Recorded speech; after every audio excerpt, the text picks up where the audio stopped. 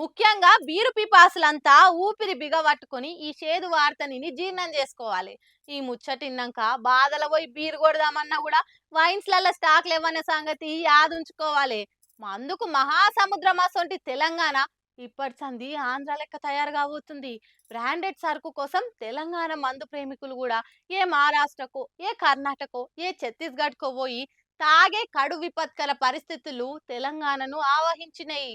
తెలంగాణలో మార్పు వస్తుందంటే గీ తీర నచ్చిన బ్రాండ్లు దొరకనంత మార్పు వస్తుందని ఏ నియత గల ట్యాక్స్ పేయర్ కూడా ఊహించుండడు పాపం. కేఎఫ్ లైట్ బిల్లు దొరుకుతలేవని ప్రజావాణిలో ఫిర్యాదులు చేసిన అమాయక డ్రింకర్స్ ఉన్న రాష్ట్రానికి దిష్టి గట్టినే కొట్టినట్టున్నది. బ్రాండెడ్ మందుకు మెల్లమెల్లగా తరపన విడిచిపెట్టి పిండం పెడుతున్నట్టున్నారు సర్కారోళ్ళు. మొన్ననే చెప్పినాం కదా, తెలంగాణ సర్కార్ ఊరు పేరు లేని బ్రాండ్లకు పర్మిషన్ ఇచ్చేందుకు పచ్చపైనతో సంతకం పెట్టేందుకు తయారుగుందని. అన్నట్టే సోమ్ డిస్టిలరీస్ అనే కంపెనీకి పర్మిషన్ ఇచ్చిర్రు. ఈ కంపెనీ హిస్టరీ చూస్తే మస్తున్నది.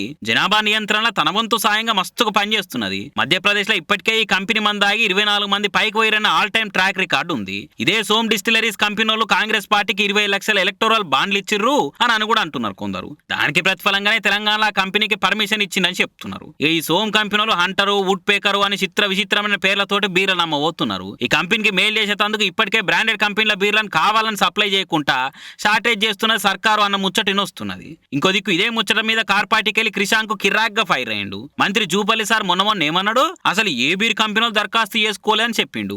మరి ఇప్పుడు ఇదేంది అని ప్రూఫ్లతో సహా అరుచుకున్నాడు. ఎవరు దరఖాస్తే పెట్టలే, కొత్త బ్రాండ్స్ను తీసుకొని రాసిర్రు. అసలు కొత్త బ్రాండ్స్ ఎవరు దరఖాస్తు పెట్టుకోలే. ప్రజాస్వామ్యంలో ఎవరికైనా రైట్ ఉంటుంది. ప్రజలకు ఏది కావాలంటే అది ఎవరు పెట్టుకుంటాడు. దాన్ని విమర్శించే వద్దనే హక్కు మాకుంటుందా? ప్రజలు ఏది కోరుకుంటే ఇన్వెంట్ చేసుకుంటారు, ఇస్తారు. మంత్రే ప్రెస్ మీట్ పెట్టి అసలు ఏ కంపెనీ వస్తలేదు,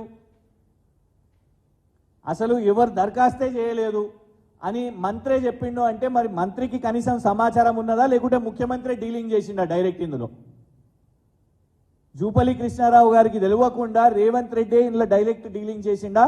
ఖచ్చితంగా జూపల్లి కృష్ణారావు గారు సమాధానం చెప్పాలి, ముఖ్యమంత్రి గారు సమాధానం చెప్పాల్సిన అవసరం ఉంది. ఎందుకంటే ఓపెన్గా నేషనల్ స్టాక్ ఎక్స్చేంజ్ కూడా తెలిసిపోయింది సోమ్ డిస్టిలరీకి ఇక్కడ బీర్ అమ్ముకునే కాంట్రాక్టు తెలంగాణ ప్రభుత్వం ఇచ్చింది వాళ్ళ వ్యాపారం ఇక్కడ చేసుకోవడానికి.